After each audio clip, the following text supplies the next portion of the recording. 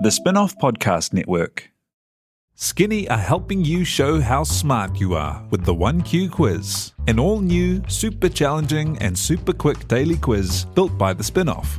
Every Monday, Skinny are giving you the chance to prove you're smart with the Skinny Extra Credit question.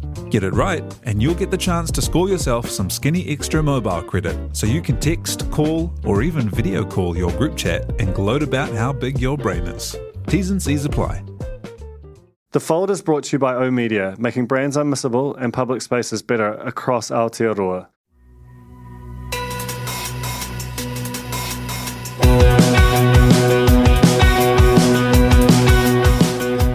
Nau mai hoki mai ki a The Fold, e mihi nei, ko Duncan Greer tōku ingoa. My guest this week is someone who'll be familiar to you and who's extremely familiar to me. His name is Toby Morris, and he is the creative director at The Spin-Off, a huge part of what we do and basically a national treasure. It's a corny thing to say. I just don't think you can really dispute it with him. He practices something which he calls on in this conversation comics journalism, and I think it's one of the most impactful forms of any kind of journalism that you see anywhere, and that combination of really deftly assembled words and beautifully resonant imagery and kind of elements of animation that he's really made his own through the side eye is, you know, every time we sort of make it, and I have some proximity to kind of editing these things, you just marvel at the process of creation and then watching the way that it hits people on the way out. And if that were all Toby Morris did, that would be a huge amount. It's not, though. His collaboration with Susie Wiles last year went viral in a way that few things do. You know, it was viewed millions and millions of times. It was released under Creative Commons, so it was picked up by, you know, the national governments of Argentina and Germany and Scotland and Czechoslovakia and eventually the World Health Organization, and ultimately the sheer strain of working with the various organizations that wanted access to Toby and Susie's collaboration meant that we had to set up a whole separate business called Daylight Creative, which Toby now works with in some of the time. It's a sort of a content studio that sits alongside the Spin-Off. So we talk a bit about that, but also about just how long it took Toby to crack this, like about how hard it is when you're trying to do something new and different and you're pitching it and over and over and over. People can't see it. And, you know, I think he's now gone from someone who was desperate to try and make this new thing, working in advertising and giving it a crack once a year, to someone who, you know, if you could clone him 10 times, you still could never address the total demand for what Toby Morris creates. The irony is, though, that the thing that we start talking about is Dad Man Walking, which is his new book about the experience of fatherhood, both his own and those of other people. And, you know, full disclosure, I'm one of those other people and make a brief appearance in it. It's a really, really special book put out by Penguin, and I would suggest that you buy it from Unity Books if you can and support our local book-selling industry. And, books are sort of, as we discuss, a bit of a, they take a huge amount of time and they won't compensate you for that time in the way that other work might, and yet we still do them and we still love them. We talk a bit about that. So we get through a lot. It's a really fun conversation. Toby is one of the smartest, most generous, most creative and driven people I know, and it's an absolute pleasure to work with him, and hopefully it's a pleasure to listen to this. Before we get into it, I've got some extremely cool news in that Vodafone are returning to sponsor another season of The Fold. It's weirdly validating to have them back. The podcasts just sound a bit more proper when they've got a sponsor. So I'm really, really pleased about that. It's also super legit. The Spin-Off runs on Vodafone network technology, and we as a business really rely on them. So if you are running a business and want a reliable internet provider, and you definitely do, then go to vodafone.co.nz to check it out. And yeah, huge thanks to Vodafone for coming on board for another season of The Fold. Tēnā koe, Toby Morris, and welcome to The Fold. Yeah, cheers, man. Thank you. Nice to be here. I wanted to start by asking you, well, you just had quite a strange experience, which is releasing a book that you'd worked on for many years and really crafted during a period when books were banned, which is unfortunate. Yeah, not ideal. It was a funny experience. It was made sort of probably more so by the fact that we had already delayed the book by a year. The book was supposed to come out in August last year, but sort of March, April, we made the call to push it by a year. So it was even more frustrating to sort of wait all this time for it to come out, and then it finally comes out and nobody can actually buy it.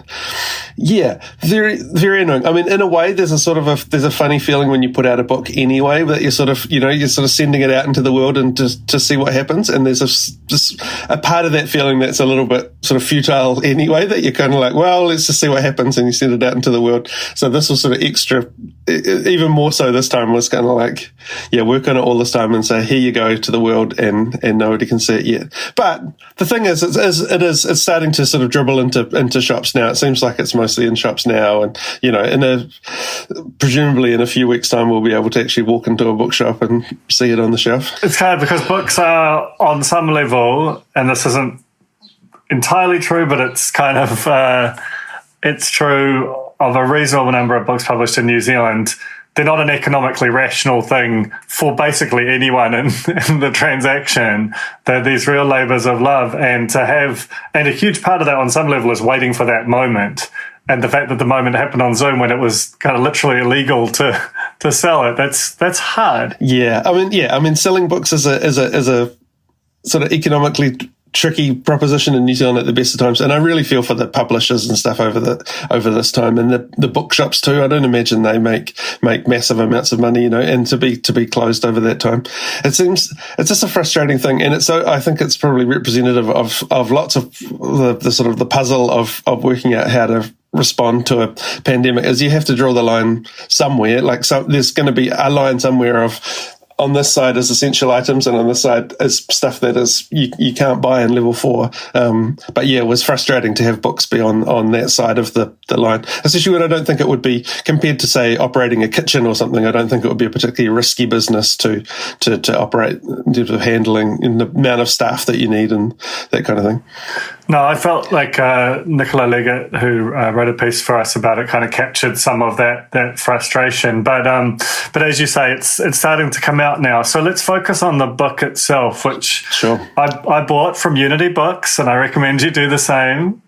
And what I love about it is it's sneakily quite I don't know if innovative is the word, but it's certainly like it's not a conventional straight through narrative. It sort of patchworks its way to its intention through a lot of kind of small and large insights, and it's partly your whānau and it's partly those of other people that you've spoken to. Tell me what Dead Man Walking is about and why it exists. Sure. I mean, it's a funny book in a way, because it comes from a sort of a brief that could potentially be really quite boring, I think.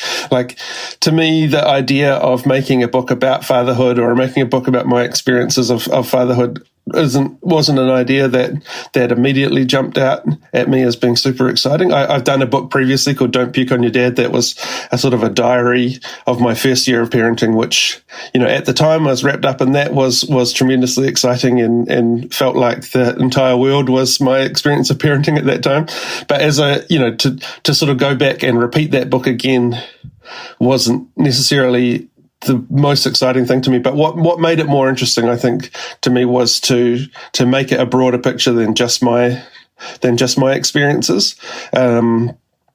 coming from the sort of world of comics journalism that I do, it felt more interesting to interview a range of different people and to try and capture a range of different experiences in there. It's not necessarily presented in a straight kind of journalism kind of way. It's these snippets, like you say. It's this sort of anecdotes or little pieces of people's stories, all kind of patchwork together. But yeah, what I was trying to do, I guess, was in a way try and paint a picture of fatherhood in 2020, 2021, in all its sort of broadness and diversity, not just my experience, I guess. You're someone who is, we're obviously colleagues, and you're a busy guy, and this book is clearly a labor of love. There's a huge amount of work in it, and down to the way that you've swept the sort of interior and the interior cover and exterior of the cover kind of thing. Like, and as we referred to before, the economics of books are, there's an irrationality there, which is really quite, in times that kind of seem to drive you towards maximizing your kind of financial return on your hours. There's something quite enjoyable about breaking from that in some respects. What was it that motivated you to do it, knowing that, as well as writing about being a dad, you're actually also being a dad and being a very busy person as well? Yeah, it's funny that there's still something special about books. Like I love working online, and primarily I would think of myself as a sort of a digital creator. Like I work for the Spin-Off, which is entirely an online publication, and the comics I make can only really exist online. They can't even really be put in books that easily with the sort of animation elements that I do. And just the way that they're built for sharing and all that kind of thing. Like so I definitely think of myself as a digital first kind of creator, but there's still something really special about books, and even though they're not going that the reality is I'm not going to make a fortune off making a book, but there's something in terms of looking back at a time and sort of looking back over a career that just that tangible object that you can hold in your hand and have as something solid is different to having an article that still exists online. All of my bits and pieces are still floating around online, but it's different to looking at the bookshelf and saying I made that, which is quite a satisfying experience. Shifting tack a bit and sort of in some ways looking back to your path there, when did you start to think about? Because I know that you've been into comics, essentially your whole life, but you've carved a niche with, like as you said before, comics-based journalism, to trying to tell true stories through a medium which is largely associated with fictional stories, if not kind of fantastical ones. When did you start down that path? The big lightning bolt moment for me would have been when I was a student. I think I was probably in first year or second year, and I discovered Joe Sacco's work. He had done, his first book had just come out then, a book called Palestine, where he went and spent, it's a long time, I think he was there maybe for a year or something, living with families and sort of experiencing life in that part of the world, and then put together this incredible book detailing that. And it's a sort of both very factual and informative book, but also a very emotional and personal and kind of emotive book as well. And the way that he could use comics to bring those two things together felt like was a real sort of lightning bolt moment for me. That's what I could do too, because I was into comics. I made fictional comics from when I was about 13. I think I published my first one and was sort of self-publishing bits and selling them in the comic shops all through my teenage years. But I was also interested in politics and interested in the way the world works. And all of a sudden, to see this way that I could sort of marry those two things together was super exciting. Was the pencil sword the first kind of major? Because I think you're quite strongly associated with the Spin-Off now and with the side-eye, but the pencil sword was hugely impactful and felt like is a bit of an origin story for a lot of what you're doing. Was that where this kind of began for you, especially the sort of online elements of it? Yeah, that was certainly the first kind of regular gig that I had doing it. There's about a 10-year gap between me first trying it and actually getting that opportunity to be published regularly. And in between then, I did 3 or 4 different comics for small magazines. I did one for Salient when I first started. The first one I ever did was for Salient when I was still at university, and it was an article about the Datsuns breaking into the UK and becoming massive, which is sort of dates it very specifically to about 2001. And Q magazine, which at the time was like those English music magazines were massive and very influential. That was the top of the tree back then. Yeah, that was huge. Yeah, Q magazine picked it up and ran it, and it really felt like oh, I'm onto something here. This is like there's something really good and something with a lot of potential here. And then basically after that, for the next kind of 10 years or so, once a year or so, I would get this burst of energy and fire off a bunch of emails to different publications saying, hey, you should give me a go. I've got this idea of doing comics journalism, to total crickets until I got that chance with Pencil Sword and the Wireless. So why is it so hard? Like I sort of, obviously there is, there's something about journalism which kind of lends itself to doing, as much as there is a lot of room for creativity, and sometimes I don't think that we exercise it as much as we could. And even though as soon as you see something like the Pencil Sword or the Side Eye, you can see the impact of it. It would outperform anything else we do on an average basis, and yet it always feels hard. Yeah, it's just doing something different, I think, and especially before I had done it, and I didn't really have anything to prove what I was talking about, or I had very limited, this one story, basically, that I had done, or I can see why it was a hard sell to take this sort of unknown person, so totally untested, to do this thing that no one's ever really run in New Zealand, like it's completely outside the box. The other thing that I look back on now and realize is a big stretch is that it was going to take up a lot of room in print in a different way than it does online. Like I would send an email to, I don't know, Metro or North and South or the Listener or the Herald or whatever and say, I need 6 pages of the Weekend magazine, or I need, 8 pages of Metro, please. And for this person sort of cold calling off the street to come in and say, hi, I'm new, I need 8 pages is for something that's totally untested and something completely different, I can see as a stretch. But yeah, I think people aren't necessarily good. I think we do have quite a narrow vision of what an article looks like. I think there's so many different ways that an article can be presented with more of a sort of a visual focus, or I'd love to see more photo essays even be run in print media, for example, where I think we sort of, because we employ lots of writers, we run lots of writers, and that's just the way it works. It's what the product has looked like forever, and people, it's hard to get people to imagine outside of that, I think. Yeah, I think there's also something where, because editors tend to be former writers, and because the economics of the news industry have gotten a lot harder lately, anything which feels like it's a lift or outside of that lane, typing's relatively cheap versus shooting or drawing, that you tend to sort of cling to the safety of that. But certainly our experience has been that the work of illustrators and lately since Hakawal has started of data journalism has hugely impactful, and I think it's something our whole industry could learn from. We're just going to take a very quick break and then return with more from Toby Morris.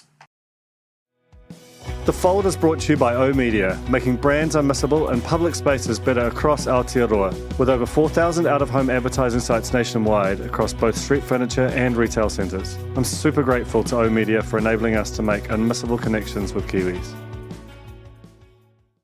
Raising capital or taking your business to the world? Investment Fix has the lowdown on everything you need to make it happen. This season, we're exploring the US market, the opportunities it offers, what it takes to grow a business there, and the best way to approach investors. Join some of the superstars of the investment and business world as they share advice from their time in the US so you can make your mahi count in this massive market. The Investment Fix podcast, brought to you by Invest New Zealand. Tune in today. We're back now with Toby Morris, and I wanted to talk now about another piece of your work, which, you've probably talked a lot about, but I still think the story of it is quite instructive in terms of what we were talking about before, the power of imagery or a journalism that straddles different mediums to really communicate an idea. And that's your collaboration with Dr. Susie Wiles. Mm-hmm. Do you want to just tell me about how that came about and why you think it had the impact it had? Sure. I mean, that's the story of the short version of the story is basically that Susie had been writing for Spin-Off, obviously, in the lead up to COVID. She'd been writing about what was happening in China and this mysterious virus, and I had been reading all of that stuff with great interest and following it, as had many people. And as we sort of came into sort of March, April, it was almost daily becoming more obvious this was going to be a massive deal. I think we had already moved to working from home. This is sort of pre the alert levels coming out, but becoming increasingly clear that something, some sort of lockdown or something was going to happen. But yeah, Spin-Off had already moved to working from the studio, from working from home. Toby Morris called me up one day and said, Susie Wiles wants to ask if you're keen to do an illustration for one of her stories. And just as a reader, I had been reading everything she was writing with great interest. So, of course, I said yes. And then pretty much within an hour or so, we were on the phone and started talking through what the first one that we did, which was the flatten the curve kind of diagram. And that one obviously went sort of super huge almost immediately, like within hours of us posting it, was being shared all around the world. And then, the next day or a couple of days later, the Prime Minister held it up and it was clear in the press conference, and it was clear that it had a pretty massive impact. For me, that felt very quite sort of vindicating, because I have always felt that there's massive potential to use visuals to kind of explain concepts like that, especially kind of quite abstract concepts. That idea of flatten the curve is a thing that would be pretty hard to put into words, I think. But seeing it and seeing it in motion and seeing it sort of humanized, I put the little characters underneath, I think made this complex idea make sense for a lot of people, and quite quickly, and in a way that you can say, oh, now I get it, and I'll share this on, and hopefully my mum, who I was arguing with last night on the phone, will get it straight away, or whatever. So it was clear there was heaps of potential there, and I think the fact that first one went so huge was very encouraging to both Susie and I, and we basically just jumped into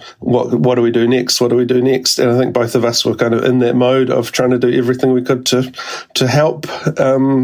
And yeah, in a sort of a mad scramble, we just kind of kept going from there. Yeah, we should thank the Science Media Centre, who put in some funding to help us continue that in that first month. Yep.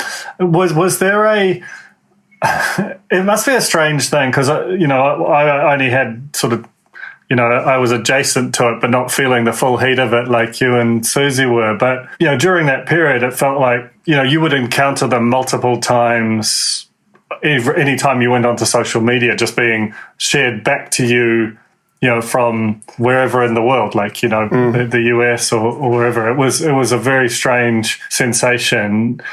Has it ruined you? Like now when you put out just a regular piece of content, it's ordinary garden variety successful. Do you kind of still have that lingering after effect of remembering that time when the whole world was looking at your stuff? It's quite a surreal experience. It's not the first time that had happened to me. I had kind of had that a few years earlier with an RNZ piece that I did called On a Plate.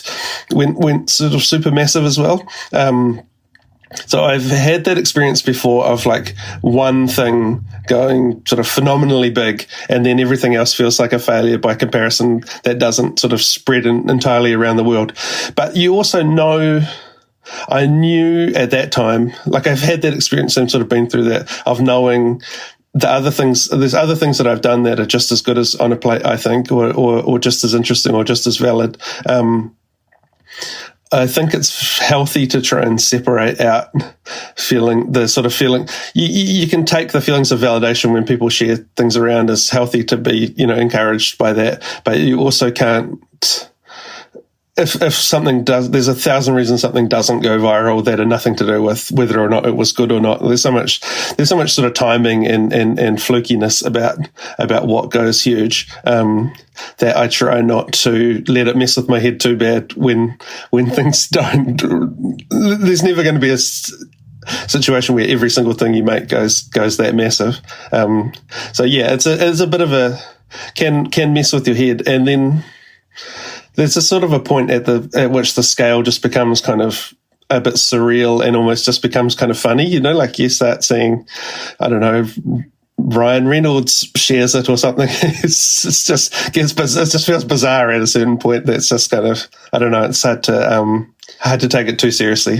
It's like one of those numbers which breaks a graph, you know, like when the oil price goes negative and you just can't really look at it anymore. It's just, there's only so much you can take from it, I think. So, I mean, and one of the things that we've done subsequent to that is set up Daylight Creative, which essentially kind of commodified some of that work and, you know, which has been a really like pleasing thing that we both had kind of access to, proximity to. And yeah, the thing that I've enjoyed most about it, I guess, is a sense that, you know, I think for a long time we were probably both frustrated in our own way about the sort of narrowness of ambition, you know, that, communication was, you know, within journalism, it was stories of varying lengths and, you know, within other sort of forms of, you know, corporate or government communication, it was ads of varying lengths. And, you know, what we've done with Daylight is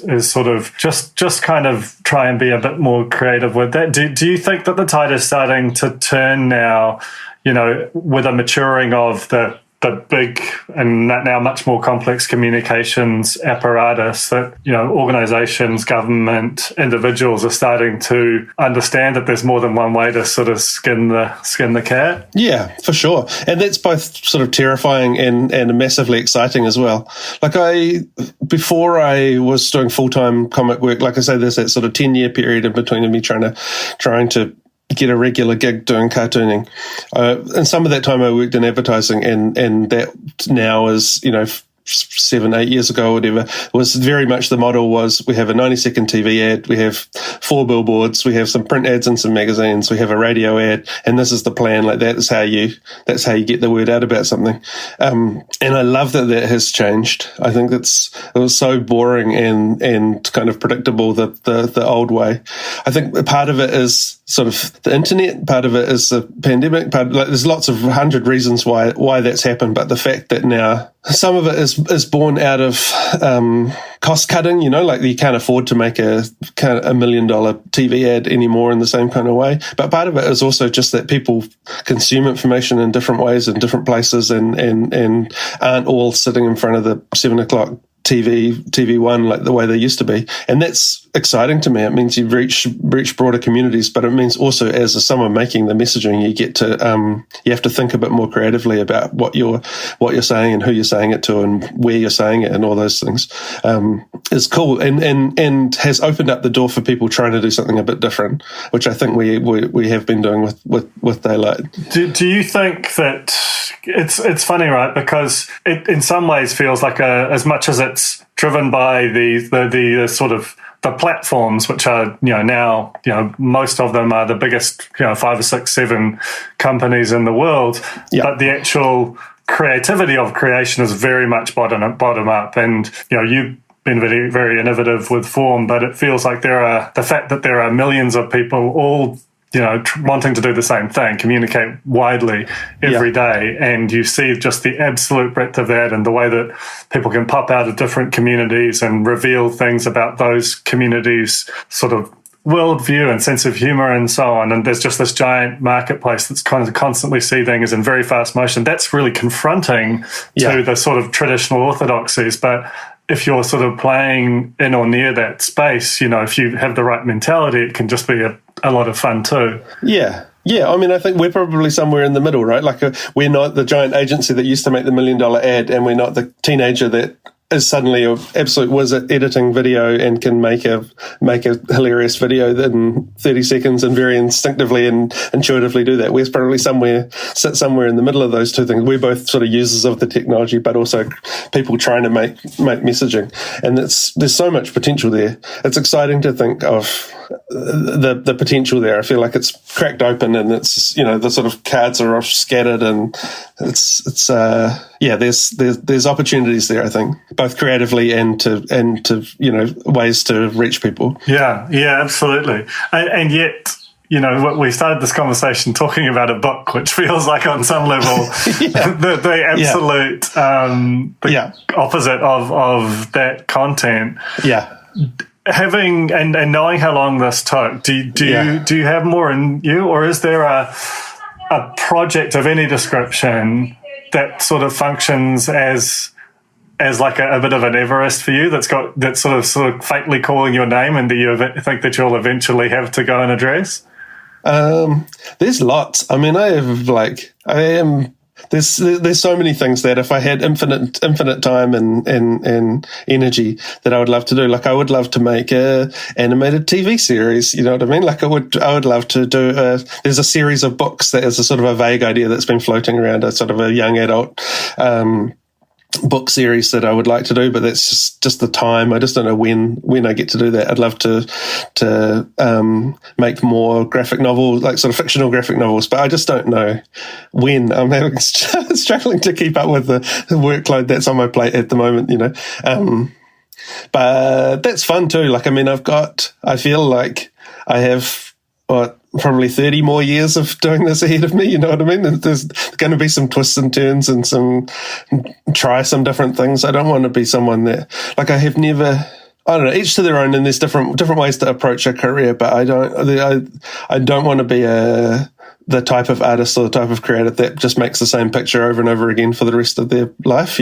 Like, I want to try different things, and I want to keep experimenting with things and keep trying to progress and not make the same product over and over again forever. Yeah, it's that very much feels like it's sort of DNA level to you. There definitely feels like there's some kind of an irony in that you spent 10 years just trying to get basically one gig, and now, a combination of technology and your own extraordinary work has meant that, there is no shortage of opportunity. It's a matter of sequencing, which is the issue. Yeah. One day. There's always one day. It'll come. All right. Thank you so much for that, Toby. It's really cool to chat about this, and maybe we can work on that animated series someday. Cheers, man. That was heaps of fun. Thanks. That was The Fold, brought to you by our partners at oOh!media, making brands unmissable and public spaces better across Aotearoa. Huge thanks to oOh!media for sponsoring this episode of The Fold and enabling us to make unmissable connections with Kiwis.